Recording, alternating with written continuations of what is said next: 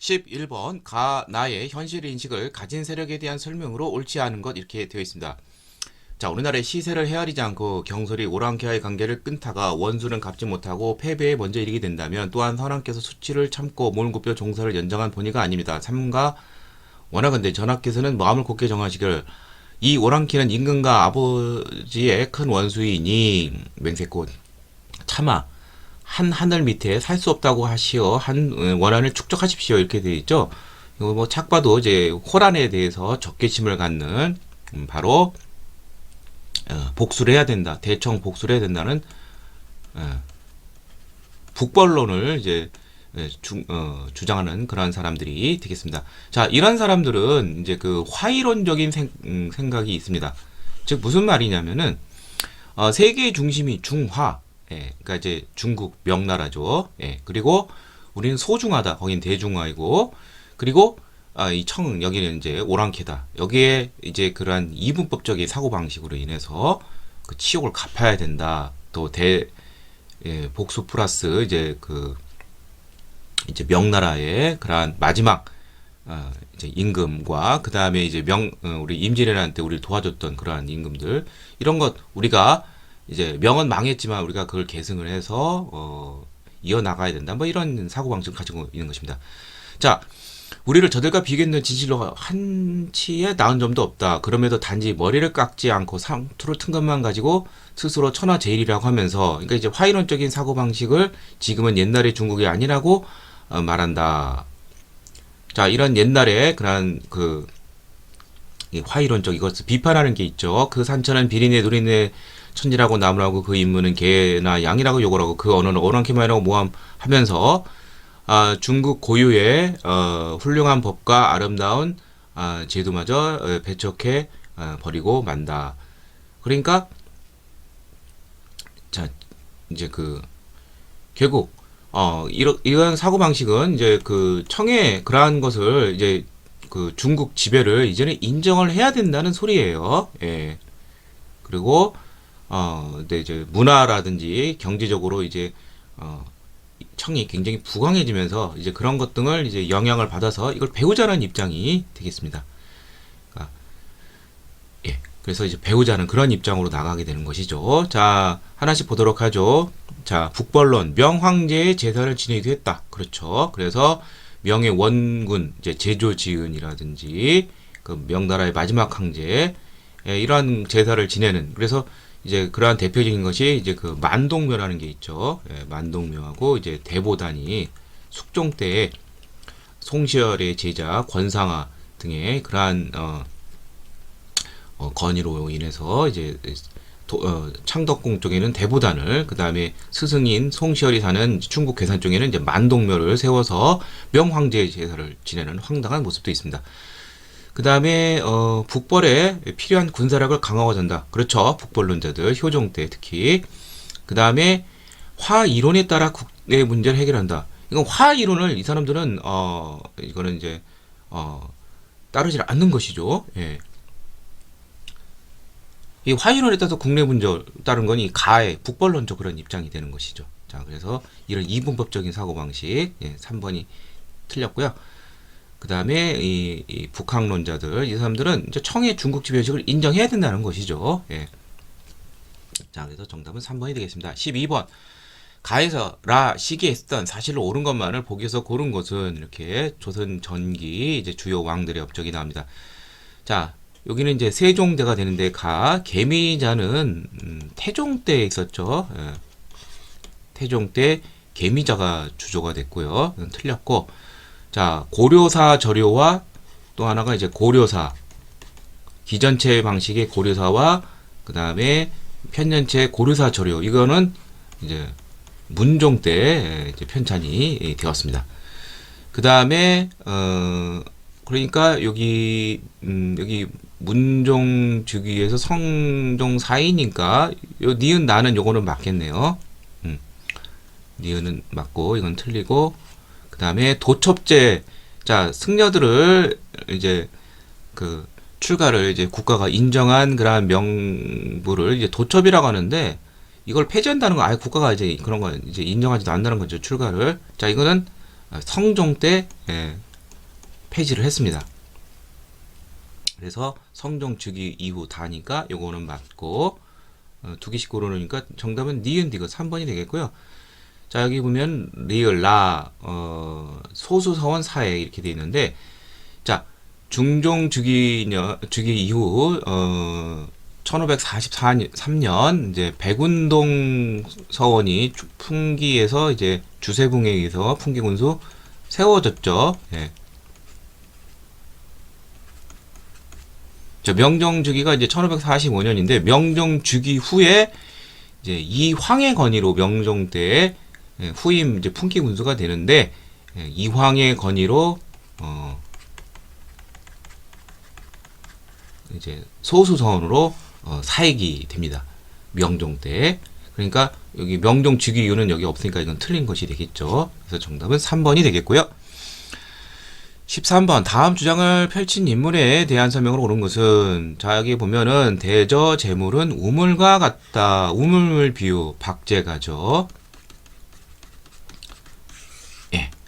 박제가 하면 이제 중상적 또 북학론자이죠. 북학의라는 대표적인 책도 있고, 그리고 정조 때 이제 규장각 검서관인데 서울 출신으로서 임용이 됐죠. 유득공, 이덕모, 서희수 등과 함께. 그래서 정답은 바로 2번이 되겠습니다. 이 사람의 저서는 이제 북학의가 유명하고요. 자, 같은 이제 북학파 중상적 실학자로 열하일기를 저술한 사람은 연암 박지원이 되겠고, 대동법 확대 실시를 기여한 사람은 효종 때 김육이라는 사람이 있죠. 예, 김육의 건의로 삼남지방에 확대가 됐고요. 토지 소유에서 한전론, 토지 소유에 하한선을 두어서 이것은 나머지는 다 자유롭게 사고팔 수 있지만 이것은 금지시키는 것이죠. 그 토지는 영업전이라는 것을 설정한 것이죠. 이것은 성호 이익이 되겠습니다. 자, 정답은 2번이 되겠고요. 14번 가와 나 조약 체결 사이에 있던 사실은 우선 제1조 지금부터 20일에 조선국은 흉도들을 잡고 그 순국애를 엄히 징계한다. 자, 이거 흉도라는 말이 나왔어요. 그 다음에 그러니까 조선에서 어떤 누가 쳐들어왔다는 소리죠. 일본 공사관의 약간의 경비를 경비한다. 자, 이게 바로 이모군란과 관련이 되어 있는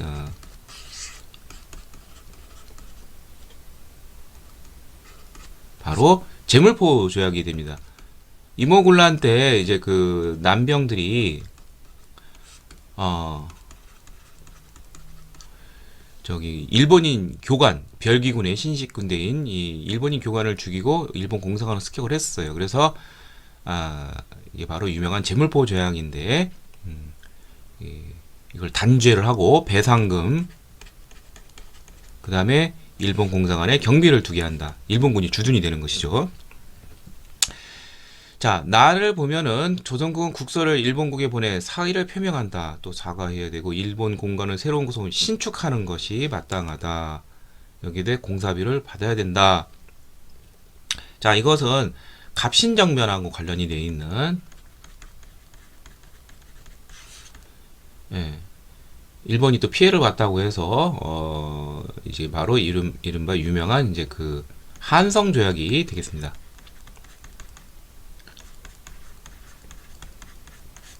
예.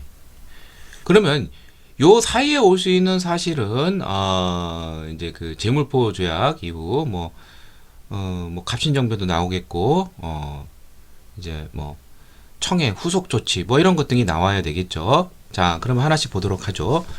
통리 기무 아문이 철폐되었다. 자, 이것은 이제 이모군란의 전개 과정을 알아야 되는데, 자, 이모군란이 일어나고 대원군이 잠깐 집권을 하게 됩니다. 대원군이 집권을 하면서 개화 정책을 추진하던 통리 기무 아문을 이모군란 중에 폐지를 합니다. 그러니까 그리고 나서 이제 청의 요청으로 인해서 청이 진압을 해요. 청이 진압을 하고 흥선 대원군을 이제 연행해 가게 되겠죠. 그때쯤에 이제 일본이 이제 역시 일본도 군함을 보내서 우리에게 이러한 것을 요구하는 제물포 조약이 되는 것이니까 통리기무함은 철폐는 가보다는 조금 먼저가 되는 것이죠. 같은 해지만. 자, 그 다음에 멜렌도로프가 고문으로 파견이 되었다. 자, 이것을 진압한 청은 이제 제물포 조약 이제 얼마 뒤에 같은 이제 1882년이죠. 8월에 이제 조청 상민 수륙 무역 장정을 이제 체결하게 됩니다.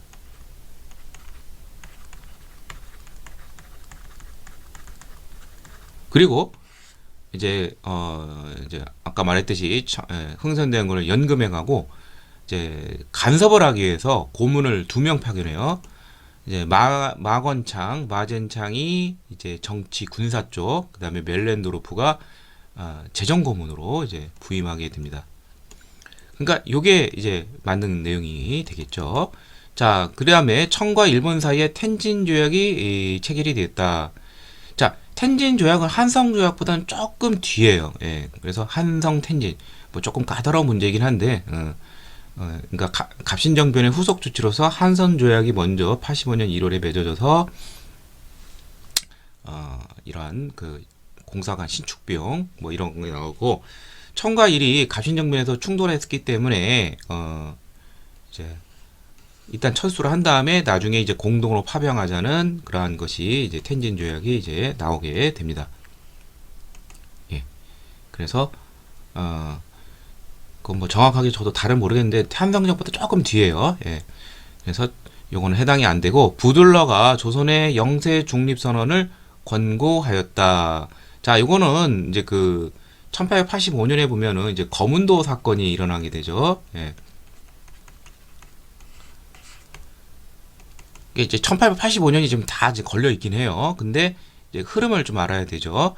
자, 조로 밀약설에 이제 그 청의 간섭이 심해지니까 갑신정변 이후에 더더욱 심해지니까 이제 러시아와 좀 가까워지려고 했더니 이제 당시 러시아와 경쟁하던 영국이 이제 거문도를 점령하려고 해요. 이때쯤 이제 부들러가 이러한 영국과 러시아의 각축 이런 게 있으니까 영세 중립을 권고하고, 또 뭐 육일준도 이제 조선 중립파론을 주장하기도 했었죠. 예, 그래서 가장 확실하게 올 수 있는 거 바로 멜렌드로프가 이제 청에 의해서 내정 간섭을 해서 이제 고문으로 파견된 거 2번이 되겠습니다.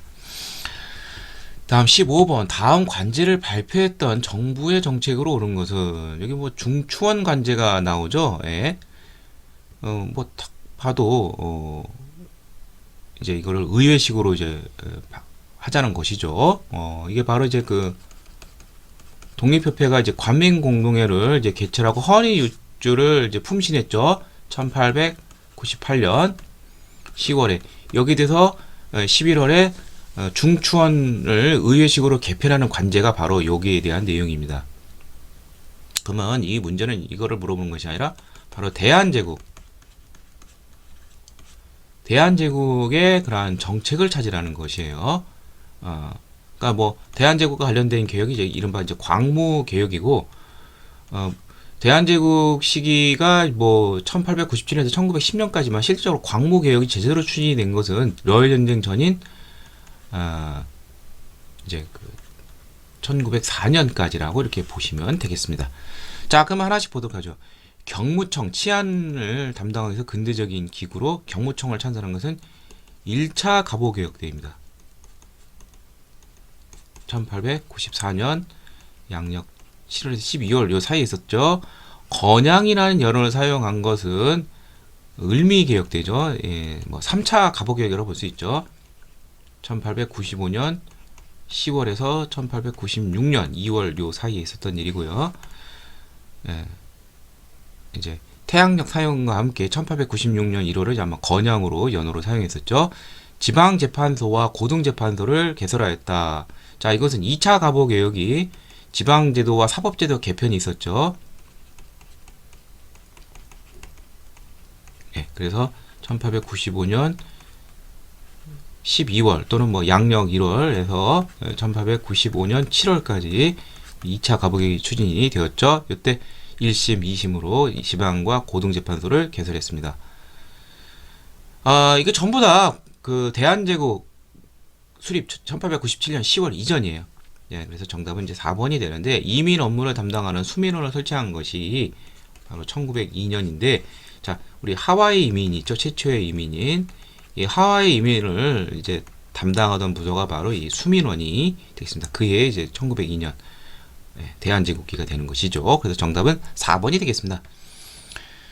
16번 가나 조약의 영향을 받아 나타난 사실로 옳은 것만을 보게 되는 것은 대한제국 정부는 대일본 정부 추천한 일본이라는 명을 재정 고문으로 하여 뭐 이렇게 하라는 건데, 자 바로 이른바 1차 한일 협약 때 러일 전쟁 중 이제 고문을 이제 두 개를 이제 보내죠. 재정 고문으로 메가타를 보내서 화폐 정리 사업을 추진하죠. 그 다음에 외교 고문으로 친일 미국인 스티븐슨을 파견을 하게 됩니다. 그 다음에 나는 한국 정부는 통감이 추천하는 한국인을 일본인을 한국 관리로 지명한 거. 통감이 나왔다. 그럼 을사조약 이후고 이 사람을 한국 관리로 임명한 것이죠. 뭐 차관으로. 뭐 이게 바로 한일 신협약이 되겠죠. 이른바 뭐 3차 한일협약, 2차가 을사조약, 한일 신협약인데 1907년 7월인데, 그러니까 이렇게 해서 그 우리나라의 행정권을 장악을 하는 것이죠. 차관 정치. 그다음에 또 하나가 그 부속 그 각서가 있는데 거기에 군대가 해산을 하게 되는 것이죠. 자, 그래서 맞는 것은 영향을 받은 거니까 그 후속 조치가 되는 것이죠. 메가타가 화폐 정리 사업 추진 맞죠? 기억 맞고. 자, 러시아가 용암파 압록강 하구에 용암포를 조차를 시도하면서 이걸 점령한 사건인데, 이게 이제 일본과 대립을 하면서 일어난 것이죠. 결국 일본이 강력한 항해에서 이제 철수하게 되는데, 이게 러일 전쟁의 어떤 하나의 단서가 되는 것인데, 이게 1903년 러일 전쟁 한해전에 있었습니다. 이건 해당이 안 되고, 그 다음에 대한제국 군대가 이제 한일 신협 부속각서에서 해당이 됐죠. 자, 리그는 틀렸는데 고종 황제가 헤이그의 특사를 이제 1907년에 이제 파견을 했는데, 이게 이제 무산이 되면서 일본은 이걸 파견한 고종을 이제 강제 퇴위시키고, 그리고 나서 한일 신협약을 강요한 것이죠. 그래서 이건 그 후의 조치가 아닌 것이죠. 그래서 정답은 기역 디귿. 기역 디귿이니까 정답은 1번이 되겠습니다. 17번 다음 법령이 시행되던 시기에 쓰던 사실로 옳은 것은, 자 이건 이제 교육용과 관련된데, 국어를 사용하는 자의 보통 교육은 소학교령, 중학교령 뭐 어쩌고저쩌고 이렇게 되어 있고요. 국어를 사용하지 않는 자에게 보통 교육을 하는 학교는 보통학교, 고등보통학교 뭐 이렇게 하고요. 그 다음에 보통학교, 이 보통학교가 바로 이제 초등학교에 해당하는 것이죠. 그래서 수업연화는 이제 6년으로 한다. 단 지역 정황에 따라 5년 또는 4년으로 뭐 이렇게 줄어들었죠. 그러니까 이 법령 이전에는 초등교육에 해당하는 보통학교가 6년이 아니었다는 것이에요. 이게 좀 늘었다는 것이죠. 이건 바로 일제시대 때 2차 조선교육령에 해당이 되겠습니다. 그러니까 그 시대적 분위기, 이게 1922년에 이제 그 반포가 되었는데, 그 이전에 1차 조선교육령에서는 이제 굉장히 식민지 차별 교육을 시키기를 했어요. 이게 1911년인데 어떻게 하냐면은 이제 초등학교에 들어가는 보통학교 수업 연한이 4년이에요. 일본은 6년인데, 근데 이제 그 이제 3.1운동 등 이런 저항을 맞자, 그래서 일본인과 동화시키기 위해서 이제 보통학교를 이제 6년으로 이제 해준 것이고요. 그 다음에 이제 우민화 교육이라 해서 이제 뭐 1차 조선 교육령 시기에는 뭐 그냥 초등교육 정도만 할 수 있게 부려먹기 딱 좋도록, 그리고 실업계 위주였는데 고등교육이 없었다는 것이죠. 근데 이제 2차 조선 교육령에서 이제 대학 설립과 관련된 고등교육이 가능해집니다. 그래서 밀립대학 설립 운동이 전개가 돼요. 그러자 일본은 이를 반대하기 위해서 경성제국대학을 관제를 반포하고 1924년에 설립하게 되었습니다. 1924년이니까 이 법령이 이제 3차가 이제 1938년이 되겠고요. 4차가 1943년인데 갈수록 이제 그 뭐라고 하죠? 그 전시 교육화 돼 가고요. 이 3차 때 특징이 뭐냐면 초등교육에 해당하는 학교 이름을 보통학교에서 다시 소학교로 바꾸게 됩니다. 그래서 정확한 명칭은 이제 심상소학교가 되는 것이 되겠고요. 그리고 중간에 1941년에 천황칙령에 의해서 다시 소학교에서 천황식민의 학교라는 국민학교로 개칭이 됩니다. 그리고 43년이면 뭐 전시 교육체제로 완전히 들어서고요. 예. 그리고 뭐 우리말 사용 뭐 이런 거 역사 금지되고요. 자, 그리고 자, 그래도 일단은 정답은 3번이 되겠고 소학교가 국민학교로 개칭이 되었다. 이게 1941년 이때가 되겠고, 자, 여기 사립학교령이 공포가 되었다 이렇게 돼 있죠. 사립학교령은 이제 1908년에 이제 공포가 돼서 당시 이제 그 애국계모 운동이 막 이러면서 애국지사들이 학교를 많이 세요. 사립학교를. 일제는 이걸 막기 위해서 사립학교령을 해서 허가제로 해서 통제를 하려고 합니다. 예. 그러니까 이거는 한일 병합 이전에 있었던 것이고요. 자, 조선어가 이제 선택 과목이 되었다. 자, 이 선택 과목으로 조선어가 바뀌는 시점은 요거는 이제 그 3차 때가 돼요. 예. 그리고 이제 2차 때는 이제 필수로 했었고요. 예. 이런 차이점이 있었다는 거. 예. 그래서 여기 보면은 이제 그 그리고 예. 이렇게 그 시대적 흐름을 보면 아시면 될 것 같고요. 자, 그래서 정답은 일단 3번이 되겠습니다. 자, 다음 18번. 다음 선언이 발표될 당시에 볼 수 있는 모습으로 가장 적절한 것은 대한민국 정부는 어쩌고저쩌고 광복군을 조직을 해서 대한민국 22년 이게 1940년이 되죠. 9월 17일 창설한다 이렇게 되어 있죠. 예. 이게 이제 충칭에서 이제 했는 것인데 이 시점에서 가장 가까운 것을 찾으라는 것이에요. 자, 충칭. 자, 여기는 맞아요. 충칭이 이제 1940년 9월에서 뭐 귀국할 때까지죠. 예. 자, 한국 독립당원들, 한국 독립당이 이제 이제 여기서 말하는 한국 독립당은 이제 통합 한국 독립당이 되겠죠. 충칭이니까 이게 1940년 5월에 돼요. 충칭에 그 정착을 하면서 상해에서 이제 계속 이동하다가 그러니까 이게 정답이 되는 것이죠. 한국 독립당원들 충칭에 활동하는. 자, 그럼 나머지는 어떻게 되느냐? 한국 광복군에 합류를 서연하는 조선의용대 군인. 자, 이 김원봉이 이끄는 조선의용대가 이제 합류하는 시점이 1942년 5월이에요. 그러니까 요것보다는 더 멀죠. 그 다음에 건국강령, 대한민국 건국강령 이게 1941년 11월입니다. 그리고 국무회의에 참석하는 대한민국 위정부의 부주석.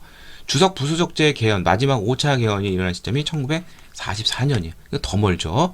자, 그래서 한국 독립당원이 나오고 40년 5월 이후 충칭 40년 9월. 요게 제일 가까우니까 정답은 1번이 되겠습니다. 19번 밑줄친 그에 대한 설명으로 옳은 것은 그는 신채호의 고대사 연구를 개성 발전시켜 고대사 쪽에서 이제 연구를 했고요. 그래서 조선 상고사 감을 줬고요.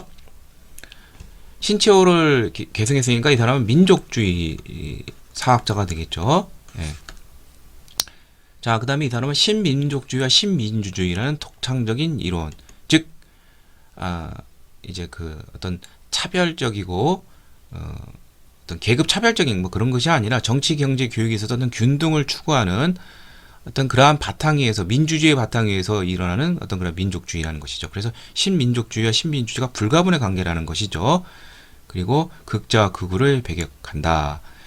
자, 이 사람은 민세 안지용 선생이 되겠습니다. 자, 안지용 선생은 이제 한국사에서 이제 다음과 같이 언급이 돼요. 이제 그 신민족주의 역사학자로도 유명하고요. 그 그다음에 이제 조선학 운동을 이제 참여를 했었죠. 정인보, 묵일평 등과 함께 1930년대 중반. 그다음에 해방 이후에는 이제 정치적 활동을 많이 하게 되는데 이제 해방되자마자 조선 건국준비위원회 연운영에 여기에 참여를 했지만 너무 이제 좌파 극자들 이렇게 인공으로 나아가는 뭐 그러한 배경에서 참여를 했다가 곧 이탈하게 되고, 그렇다고 해서 한국민주당에 합류하는 것이 아니라 국민당이라는 것을 창설하게 됩니다.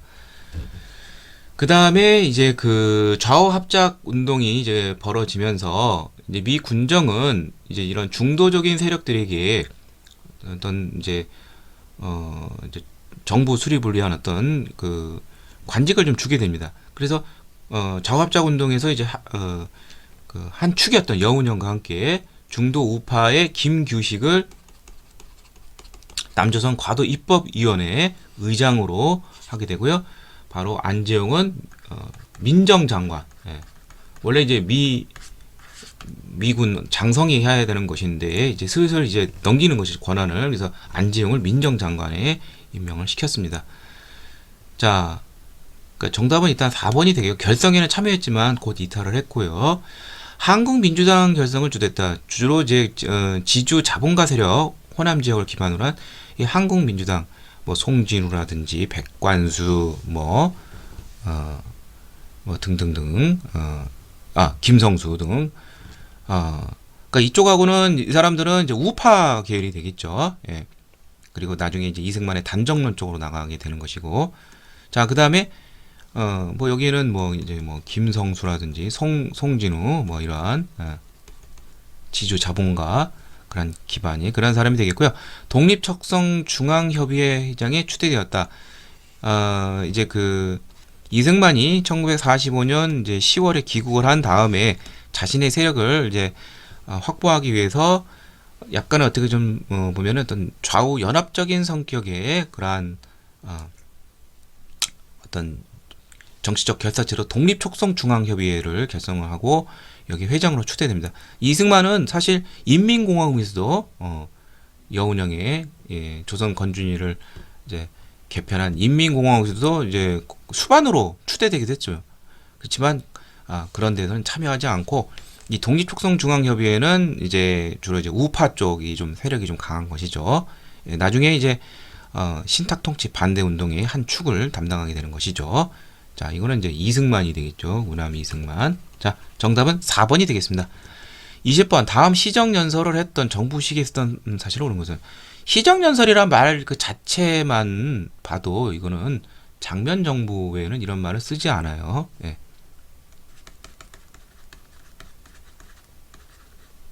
예. 자, 여기 보면은 이제 뭐 부정선거 나오죠. 예, 그러니까 이제 3.15 부정선거, 4.19 뭐 여기에 대해서, 자, 장면 정부는 의외로 좀 어떻게 보면 약간 좀 4.19 혁명의 그 결과물이니까 뭐 단죄할 거다 이렇게 생각이 쉬운데, 그 단죄에 오히려 좀 소극적이었어요.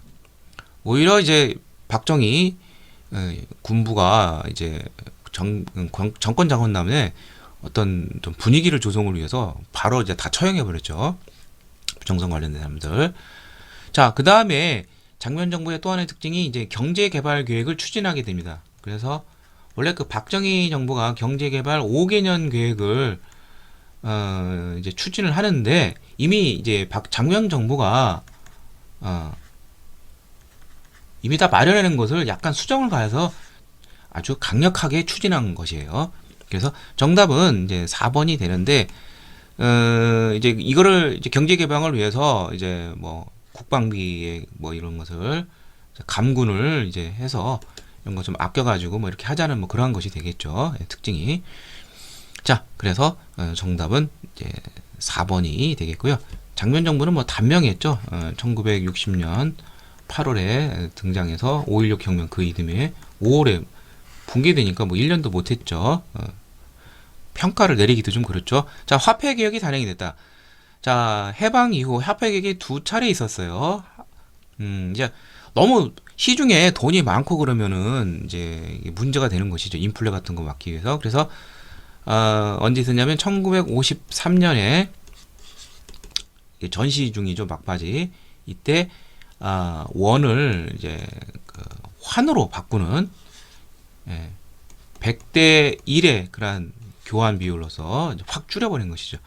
또 한 번은 이제 박정희 이제 5.16 군사혁명 정변 이후 이제 있었던 1962년 군정 기간 동안에 있었던 이때는 다시 환을 원으로 바꾸는데 교환 비율은 10대 1로 확 줄였죠.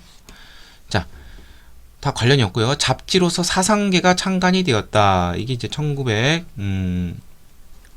아마 6.25 중에 아마 창선되고 하는데 사상계가 이제 그 유명한 야당 언론인 이제 장준하에 의해서 창간이 되었습니다. 그 다음에 주민등록증 발급이 시작했다. 이거는 이제 박정희 정부 때인 1968년에 이제 주민등록증. 그 전에는 서울 시민인계증, 서울 시민증, 그 다음에 그 외에는 다 도가 광역 광역 단체이기 때문에 도민증 아니면 서울 시민증 이렇게 좀 분산이 되었는데 이제 주민등록번호까지 이제 해서 제대로 된 단일화된 그러한 것이 바로 신분증이 주민등록증은 박정희 정부 때입니다. 통제를 하기 위한 것이죠. 자, 그래서 정답은 4번이 되겠습니다. 자, 이상을 통해서 2021년도 1차 순경 한국사 해설을 모두 마치도록 하겠습니다.